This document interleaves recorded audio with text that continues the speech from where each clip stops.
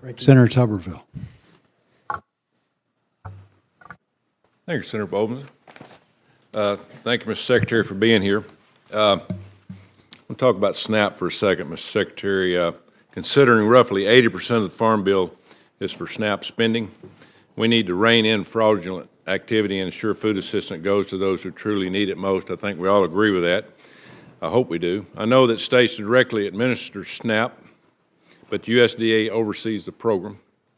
Could requiring the asset test in states help address fraud in SNAP? I think what would be best to do at this point, Senator, is for us to get back to regular order in terms of the process for people qualifying and staying on SNAP. During the pandemic, there were essentially a waiver of that process, including constant interviews and touching base with folks. Getting back to regular order, I think, would be significant, and that's why we've sent letters to governors in a number of states encouraging them to get back on track. What do you think, what additional information does the USDA need to help address, the root cause of the fraud? Anything else that we need to make it easier to catch them?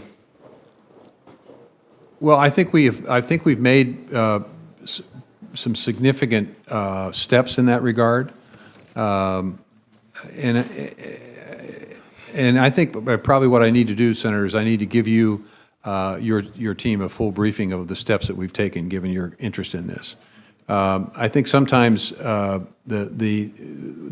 people see the error rate and they think that represents fraud. Sometimes the error rate is actually overpaying, and sometimes it's underpaying. We want to make sure that we're calculating the benefits properly and making sure people get, as you say, the assistance that they need. Yeah. Thank you. I'll get my staff to get in touch with you so we can kind of work on this together. I've got a question on trade.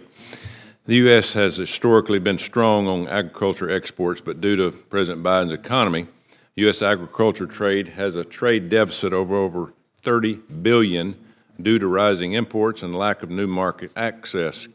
Can you share to us how the USDA is working with U.S. trade representatives to underscore the need for a proactive approach so that our competitors do not continue to gain market share and capture opportunities that would have otherwise been ours?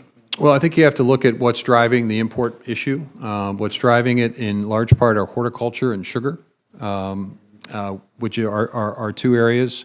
I would also say that sometimes there's a tendency, Senator, to focus solely on trade agreements and not understand that there's work below that process that matters. We've calculated roughly $20 billion of trade wins that have occurred in the last couple of years. I'll just give you a couple of examples.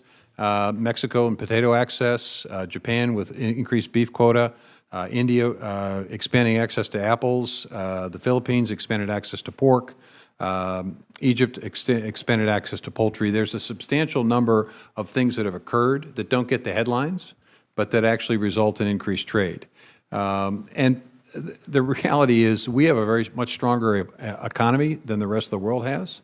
When China's economy suffers, that obviously has an impact and effect on exports as well. So it's a combination of factors. Strong American dollar. I mean, do we want a weak dollar? I don't know. Do we want a weakened American economy so people aren't buying stuff? I don't know. We're going to continue to work on this.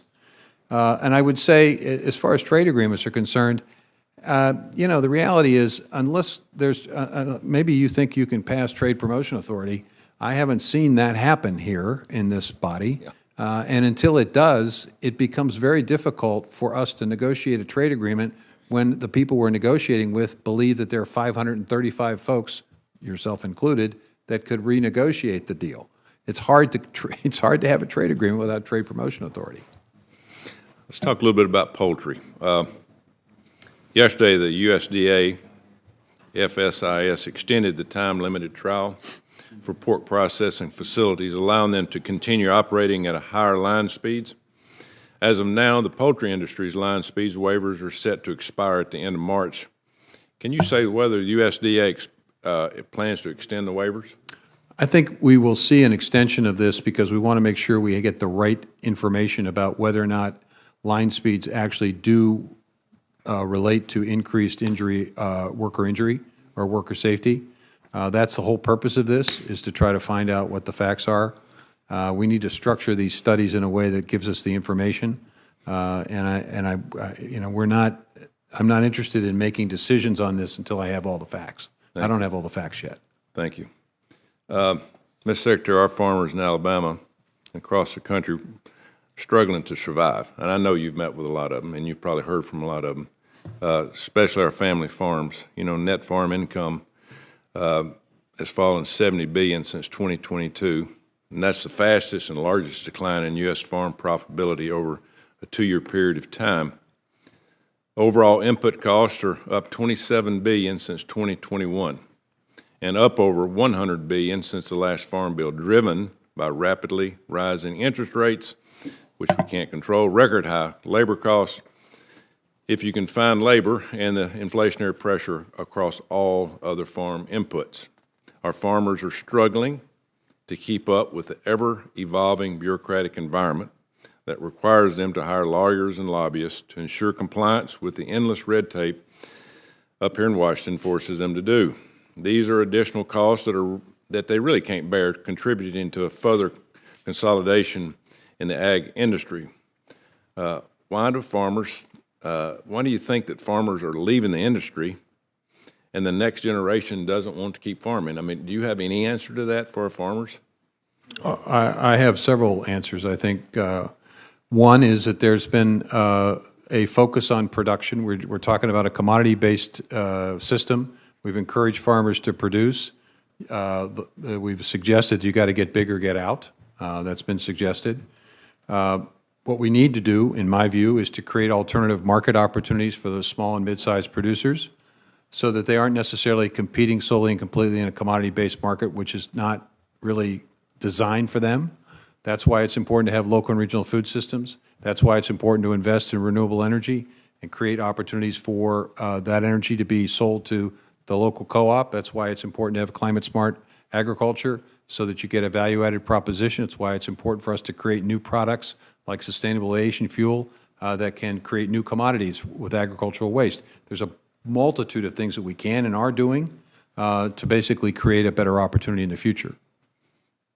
What I just don't want to see is what's going on in Europe, you know, with all the farmers driving their tractors up and down the roads. Completely different approach. I understand that, but it's all about regulations at the end of the day. And the farmers in Alabama, you know, it seemed like every other phone call I get is about something different that they're having to face in terms of whether it's climate change or whether it's high cost of fertilizer, all the things that are coming at them at once, and the prices aren't there, and they can't make a profit. And if we lose our farmers, we are in bad trouble.